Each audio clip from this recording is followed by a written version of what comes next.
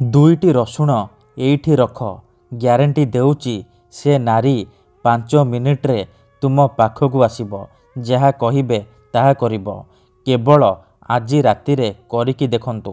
ଆଜ୍ଞା ହଁ, ଆଜିର ଏହି ଭିଡ଼ିଓଟିରେ ମୁଁ ଆପଣଙ୍କୁ ଶିଖେଇବି ବିନା ମନ୍ତ୍ରତନ୍ତ୍ରରେ କେବଳ 2ଟି ରସୁଣ କୁଲା ସାହାଯ୍ୟରେ ଆପଣ କିପରି ନିଜ ପସନ୍ଦର ଝିଅକୁ ପଟେଇ ପାରିବେ, ପଡ଼ିଶା ଘର ସୁନ୍ଦରୀ ଭାଉଜକୁ ପଟେଇ ପାରିବେ, ତାଠାରୁ କିଛି ବି କାମ ହାସଲ କରିପାରିବେ। ଏହି ବଶୀକରଣ କରିବା ପାଇଁ ଆପଣଙ୍କୁ କିଛି ବି ପଇସା ଖର୍ଚ୍ଚ କରିବାକୁ ପଡ଼ିବନି କିମ୍ବା କୌଣସି ପ୍ରକାର ସାମଗ୍ରୀର ଆବଶ୍ୟକ ନାହିଁ। କେବଳ 2ଟି ରସୁଣ କୁଲା ସାହାଯ୍ୟରେ ଆପଣ ଝିଅ ପଟେଇ ପାରିବେ।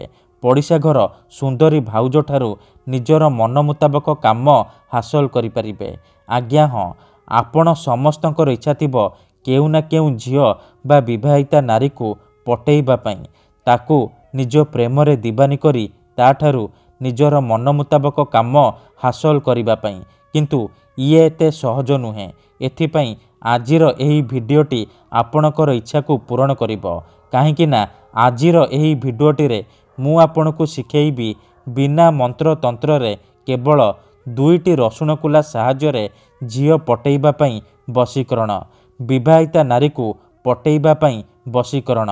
ଏହି ବଶୀକରଣ ଏତେ ଶକ୍ତିଶାଳୀ କି ଯିଏ ବି ଏହାକୁ କରିଛି 100ରୁ 100% ସଫଳ ହେଇଛି। ବର୍ଷ ବର୍ଷ ଧରି ଭାଙ୍ଗି ଯାଇଥିବା ପୁରୁଣା ପ୍ରେମକୁ ଫେରାଇ ଆଣିପାରିଛି। ଶାଶୁ, ନଣନ୍ଦ, ଦିଅର, ଭାଉଜ କାହାକୁ ବି ନିଜ ବଶରେ କରି ତାଠାରୁ ନିଜର ମନ ମୁତାବକ କାମ ହାସଲ କରିପାରିଛି। ନମସ୍କାର ଫ୍ରେଣ୍ଡସ୍, ଓଡ଼ିଆ ଫଣ୍ଡା ଚ୍ୟାନେଲକୁ ଆପଣମାନଙ୍କୁ ସ୍ୱାଗତ। 2ଟି ରସୁଣ କୁଲାର ଏହି ବଶୀକରଣ ପ୍ରଚଣ୍ଡ କିନ୍ତୁ ମହା ଶକ୍ତିଶାଳୀ ବଶୀକରଣ। ତେଣୁ ମୋର ଆପଣମାନଙ୍କୁ ଅନୁରୋଧ କି ଏହାକୁ ଆପଣ ଭାବିଚିନ୍ତି ପ୍ରୟୋଗ କରିବେ। ମନରେ କୌଣସି ଖରାପ ଉଦ୍ଦେଶ୍ୟ କିମ୍ବା କୌଣସି ଖରାପ କାମ ପାଇଁ ଆପଣ ଏହି ବଶୀକରଣକୁ ପ୍ରୟୋଗ କରିବେନି।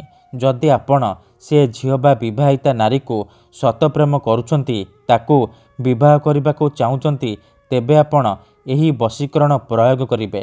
ଅନ୍ୟଥା ମନରେ କୌଣସି ଖରାପ ଉଦ୍ଦେଶ୍ୟ କିମ୍ବା କୌଣସି ଖରାପ କାମ ପାଇଁ ଆପଣ ଏହି ବଶୀକରଣକୁ ପ୍ରୟୋଗ କରିବେନି। ତେବେ ଏହି ବଶୀକରଣ କରିବା ଅତି ସହଜ। ଏହାକୁ ଆପଣ କିପରି କରିବେ, କେମିତି କରିବେ, ଏହାର ପ୍ରୟୋଗ ବିଧି କ'ଣ, ମୁଁ ଆପଣଙ୍କୁ ବତେଇବି। ସମ୍ପୂର୍ଣ୍ଣ ପ୍ରୟୋଗ ବିଧି ଠିକ୍ ଭାବରେ ବତେଇବି। ତା ପୂର୍ବରୁ ମୋର ଆପଣମାନଙ୍କୁ ଅନୁରୋଧ କି ଯଦି ଆପଣ ଆମ ଚ୍ୟାନେଲକୁ ନୂଆ ଆସିଛନ୍ତି, ତେବେ ଦୟାକରି ଚ୍ୟାନେଲକୁ ସବସ୍କ୍ରାଇବ୍ କରି ପାଖରେ ଥିବା ବେଲ୍ ଆଇକନ୍କୁ ମଧ୍ୟ ଦବାଇ ଦିଅନ୍ତୁ। ଯାହାଦ୍ୱାରା ଆମେ ଯେଉଁ ବି ଭିଡ଼ିଓ ଅପଲୋଡ଼ କରିବୁ ସର୍ବପ୍ରଥମେ ଆପଣ ଦେଖିପାରିବେ। ମନେ ରଖନ୍ତୁ, ଏହି ବଶୀକରଣ କରିବା ପୂର୍ବରୁ କିଛି ବିଶେଷ କଥା ମନେ ରଖନ୍ତୁ। ମନ୍ତ୍ର, ତନ୍ତ୍ର, ଯନ୍ତ୍ର, ବଶୀକରଣ ଇଏ ଏମିତି ସେମିତି କାମ କରେନି। ମନରେ ସମ୍ପୂର୍ଣ୍ଣ ବିଶ୍ୱାସ, ନିଷ୍ଠା ଆଉ ଏକାଗ୍ରତାର ସହିତ ଆପଣଙ୍କୁ ଏହି ବିଧି କରିବାକୁ ପଡ଼ିବ। ତେବେ ଯାଇ ମୁଁ ଆପଣଙ୍କୁ ଗ୍ୟାରେଣ୍ଟି ଦେଉଛି ଆପଣ ଯେଉଁ ଝିଅ ବା ବିବାହିତା ନାରୀ ଉପରେ ଏହି ବଶୀକରଣକୁ ମାତ୍ର ଗୋଟିଏ ଥର ପ୍ରୟୋଗ କରିଦେବେ, ସିଏ ସେହି ସମୟଠାରୁ ଆପଣଙ୍କ ଆଡ଼କୁ ଆକର୍ଷିତ ହେବାକୁ ଲାଗିବ, ଆପଣଙ୍କୁ ଭଲ ପାଇବାକୁ ଲାଗିବ, ଆପଣଙ୍କ ପ୍ରେମରେ ଏମିତି ଦିବାନୀ ହେଇଯିବ କି ଆପଣଙ୍କୁ ନ ଦେଖି ଗୋଟେ ମୁହୂର୍ତ୍ତ ବି ରହିପାରିବନି। ଯେଉଁ ଝିଅ ଆପଣଙ୍କୁ ଭାव ଦେଉନଥିଲା, ସିଏ ନିଜେ ଆସିବ ଆପଣଙ୍କ ସହିତ କଥା ହେବ, ଆପଣଙ୍କୁ ଭଲ ପାଉଛି ବୋଲି କହିବ। ଯେଉଁ ପଡ଼ିଶା ଘର ଭାଉଜକୁ ଆପଣ ଦିନରାତି ଭାବୁଛନ୍ତି, ସିଏ ନିଜେ ଆପଣଙ୍କୁ ଫୋନ୍ କରି ଘରକୁ ଡାକିବ, ଆପଣଙ୍କର ସବୁ ଇଚ୍ଛା ପୂରଣ କରିବ। ଠିକ୍ ଅଛି, ତେବେ ଏହି ବଶୀକରଣ ଆପଣ କିପରି କରିବେ, କେମିତି କରିବେ, ଧ୍ୟାନ ସହିତ ଶୁଣନ୍ତୁ। ମନେ ରଖନ୍ତୁ, ଏହି ବଶୀକରଣ କରିବା ପାଇଁ ଆପଣଙ୍କୁ 2ଟା ରସୁଣ କୁଲା ଆଉ ଗୋଟିଏ ଛୁଞ୍ଚିର ଆବଶ୍ୟକ। କେବଳ 2ଟା ରସୁଣ କୁଲା ଆଉ ଗୋଟିଏ ଛୁଞ୍ଚିର ଆବଶ୍ୟକ। ଏହି 2ଟା ଜିନିଷ ସାହାଯ୍ୟରେ ଆପଣ ନିଜ ପସନ୍ଦର ଝିଅ ବା ବିବାହିତା ନାରୀକୁ ନିଜ ବଶରେ କରିପାରିବେ। ଏହି ବଶୀକରଣ ବିଧିକୁ ଆପଣ କେବଳ ଶୁକ୍ରବାର ଦିନ କରିପାରିବେ। କେଉଁ ବି ସମୟରେ କରିପାରିବେ। ବିଧିଟି କରିବା ପୂର୍ବରୁ ଭଲ ଭାବରେ ହାତ, ଗୋଡ଼, ମୁହଁ ଧୋଇକି ସଫା ବସ୍ତ୍ର ପିନ୍ଧିକି ଆପଣ ଏହି ବଶୀକରଣକୁ ଆରମ୍ଭ କରିବେ। ପ୍ରଥମେ ଆପଣ କ'ଣ କରିବେ, ଯେଉଁ 2ଟା ରସୁଣ କୁଲା ଆଣିଛନ୍ତି, ସେ 2ଟା ରସୁଣ କୁଲାରୁ ଗୋଟିଏ ରସୁଣ କୁଲାରେ ସେହି ଝିଅ ବା ସ୍ତ୍ରୀର ନାମ ଲେଖିବେ ଯାହାକୁ ଆପଣ ନିଜ ବଶରେ କରିବାକୁ ଚାହୁଁଛନ୍ତି। ଆଉ ଗୋଟିଏ ରସୁଣ କୁଲାରେ ଆପଣ ନିଜର ନାମ ଲେଖିବେ। ତାପରେ ସେ ଦିଟାକ ରସୁଣ କୁଲାକୁ ଡାହାଣ ହାତରେ ମୁଠେଇକି ଧରିବେ ଆଉ 7 ଥର ସେଇ ଝିଅ ବା ସ୍ତ୍ରୀର ନାମ ଉଚ୍ଚାରଣ କରିବେ। ତାପରେ ସେ ଦିଟାକ ରସୁଣ କୁଲାରେ ଫୁଙ୍କିଦେବେ। ତାପରେ ନିଜର ନାମ 7 ଥର ଉଚ୍ଚାରଣ କରିବେ। ପୁଣି ଆପଣ ସେ ଦିଟାକ ରସୁଣ କୁଲାରେ ଫୁଙ୍କିଦେବେ।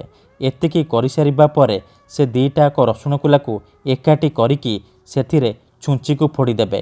ଧ୍ୟାନ ରଖିବେ ଯେମିତି ଦିଟାକ ରସୁଣ କୁଲା ଛୁଞ୍ଚି ମଝିରେ ରହିବ। ଛୁଞ୍ଚି ଭଲ ଭାବରେ ସେ ଦିଟାକ ରସୁଣ କୁଲାରେ ଫୋଡ଼ି ହେଇକି ରହିବ।